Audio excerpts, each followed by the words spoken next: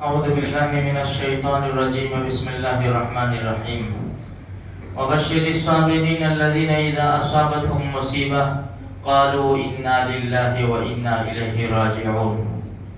قرآن کریم نے ہمیں تعلیم دی ہے جب حالات آوے، دشمن طاقت پر سر بیکار ہو تو یا ایھا الذین آمنوا استعینوا بالصبر والصلاۃ، دو کام کرنے ہیں، حالات پر صبر کرنا ہے اور نمازیں پڑھ کر اللہ سے مانگنا ہے۔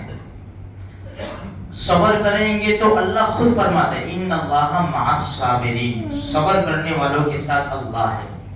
کوئی بھی چھوٹی بڑی مصیبت ہونے ہائے واویلا نہیں کرنے کا۔ آج ہماری عادت کیا ہے؟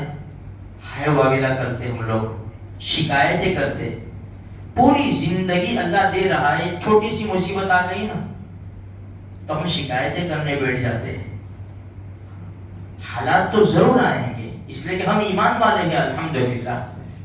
اچھا، قرآن کیا کہتا ہے؟ حالات تو آئیں گے۔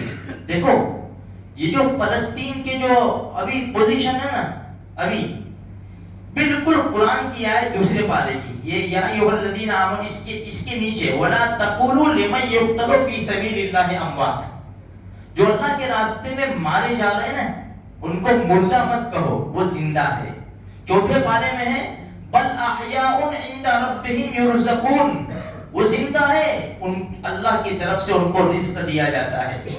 آگے قرآن کہتا ہے وَلَنَبْلُوَنَّكُمْ بِشَيْءٍ مِّنَ الْخَوْفِ، ہم تم کو آزمائیں گے چند چیزوں سے، ڈرایا جائے گا، ہے نا، ڈرایا جا رہا ہے۔ بِشَيْءٍ مِّنَ الْخَوْفِ وَالْجُوعِ، کھانا بھی ختم ہے، ابھی بھوک کی حالت ہے۔ وَنَقْصٍ مِّنَ الْأَمْوَالِ، مال اسباب سارے تباہ و برباد ہو گئے۔ والثمرات، باغات بھی کھنڈرات میں بدل گئے۔ اب ایسے حالات میں کیا ہے؟ ابھی بھی دیکھو اللہ کا شکر ادا کر رہے وہ لوگ، فخر کر رہے، فخر۔ میرے بھائیوں، صحیح سالم بچے کا جنازہ ہاتھ میں ہونا، صحیح سالم اپنی موت مرا ہے، کچھ بھی نہیں، لیکن وہ بچہ ہو جس کے ہاتھ پاؤں بوم پھٹنے کی وجہ سے لٹک گئے، اور ایسے بچے کو لے کر ہم تو نا بے ہوش ہو کر وہیں گر جا رہے ہیں۔ اللہ پاک نے عجیب جذبات دیے ہیں ان کے دلوں کے اندر، عجیب قربانیاں یار، ہاتھ میں لے کر بھی بھاگ رہے ہیں، اور اللہ کا شکر ہمیشہ ان کی زبان کے اوپر اللہ سے مدد ہے، بس کوئی ہائی واویلا نہیں ہے، اللہ سے مدد۔ اور ایسا بھی نہیں سنا کہ پیچھے ہٹ جائیں گے، کیوں؟ اللہ کا گھر ہے، اللہ کا گھر ہے، ہم نمازوں سے پیچھے ہٹتے ہیں میرے بھائیوں، اور جان کی بازی لگانے سے پیچھے نہیں ہٹ رہے۔ قرآن کہتا ہے وبشر الصابرین، صبر کرنے والوں کے لیے خوشخبری ہے، الذین اذا اصابتهم مصیبہ، جب ان کو کوئی مصیبت پہنچتی ہے تو فوراً کہتے ہیں انا للہ وَإِنَّا إِلَيْهِ رَاجِعُونَ، ہم اللہ ہی کے لیے ہیں اور اسی کی طرف لوٹ کر جانا ہے۔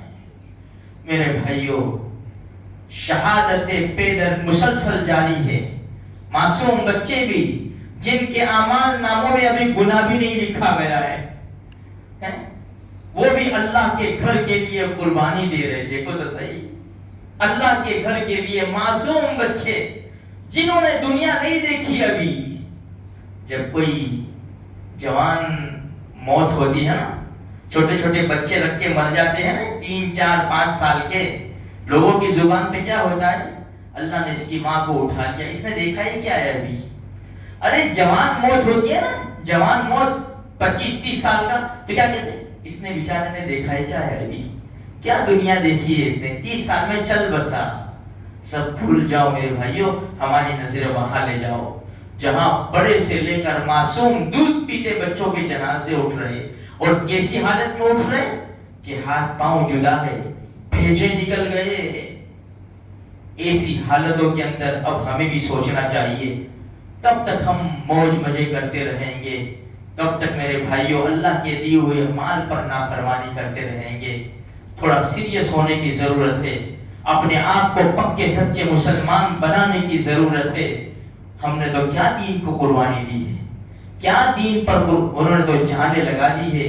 ایسی زبردست شہادت میرے بھائیوں کہاں سے لائیں گے لوگ, کہاں سے لائیں گے کہ جو اللہ کے نام پر, شہید کسے کہتے ہیں, اعلاء کلمت اللہ کے لیے, اللہ کے نام کو بلند کرنے کے لیے اپنی جان کا نذرانہ پیش کرتے, اس کو کہتے ہیں شہید. اسی لیے شہید جس حالت میں ہوتا ہے, غسل نہیں دیا جاتا, کفن نہیں پہنایا جاتا, اسی حالت کے اندر اس کو دفن کر دیا جاتا ہے.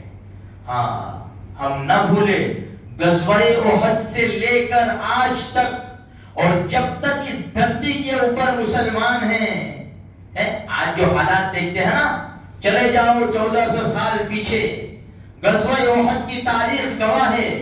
سید الشہداء حضرت امیر حمزہ رضی اللہ تعالیٰ عنہ جو ہمارے نبی کے چچا تھے, کیسی زبردست شہادت ہوئی تھی. دشمنوں نے ناک کان کاٹ لیے تھے, سینہ چیر کر دل کلیجہ چبانے کی کوشش بھی کی تھی. ایسی زبردست شہادت, وہ شہادتیں اور آج کی شہادت دیکھو. معصوم بچوں کو گولیوں سے چھلنی کر دیا جاتا ہے, ان بیچاروں کا کیا قصور ہے. اور ہم مسلمانوں کو یہ تعلیم ہے. 1400 سال پہلے جب ہمارے نبی جب لشکر بھیجتے تھے, کیا فرماتے تھے, عورتوں اور بچوں کو نہ مارا جائے, جو گرجا کے اندر پادری جو عبادت گاہوں کے ان کو نہ چھیڑا جائے, درخت کو نہ کاٹا جائے. آج بھی وہ تاریخ گواہ ہے.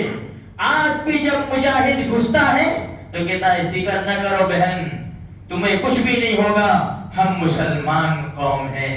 اسی طرح عروج پر آتی ہے قومیں جب اللہ اور اس کے رسول کے احکام کے اوپر زندگی گزارتے ہیں اور عمل کرتے ہیں.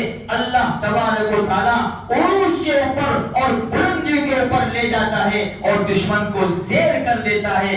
آج بھی تاریخ مسلمانوں کے بارے میں یہ بتا رہی ہے. اس لیے میرے بھائیوں, صرف وہی مسلمان نہیں ہے, ہم بھی مسلمان ہیں. ہم معاف کرنا سیکھیں اپنے اندر والوں کو. ہاں, حق اور باطل جب آمنے سامنے ہوں تو پھر حق کا ہمیں ساتھ دینا چاہیے. پھر باطل کے ساتھ کیسی بھی زبردست طاقتیں ہو, اپنا رشتہ دار بھی باطل کے ساتھ ہو, لیکن ہمارا ساتھ رہے گا حق کے اوپر. دنیا جانتی ہے کس کی زمین تھی, کس نے ساتھ دیا تھا اور کیا پوری حقیقت ہے, سب جانتے ہیں. بس اللہ ایک آخری بات کہہ دوں میں, بدر میں ابو جہل نے دعا کی تھی. بدر میں کیا دعا کی تھی, اے اللہ کو تو مانتے تھے نا, اللہ حق والوں کو غالب کر اور باطل کو مغلوب کر. اللہ نے اس کی دعا قبول کی. حق پر کون تھا, رحمت للعالمین صلی اللہ علیہ وسلم اور صحابہ کرام حق پر تھے, وہ تو باطل پر تھے. اللہ نے اس کی زبان سے یہ الفاظ نکالے. آج ہم بھی یہی دعا کرتے ہیں. ہم سب جانتے ہیں, اللہ تو جانتا ہی جانتا ہے کہ حق پر کون ہے اور باطل پر کون ہے. بس اللہ سے دعا ہے اللہ تبارک و تعالی حق کو غالب فرماوے, حق کا بول بالا فرماوے, اسلام اور مسلمانوں کو بلندی عطا فرماوے, اور ہم گنہگاروں کی طرف سے ان شہداء کو اللہ بہترین بدلہ نصیب فرماوے, اور ان شہیدوں کے جو رشتہ دار ہیں اللہ تبارک و تعالی صبر جمیل کی دولت سے مالا مال فرماوے, اور اللہ ہم سب کو بھی ایمانی اور دینی جذبات عطا فرماوے.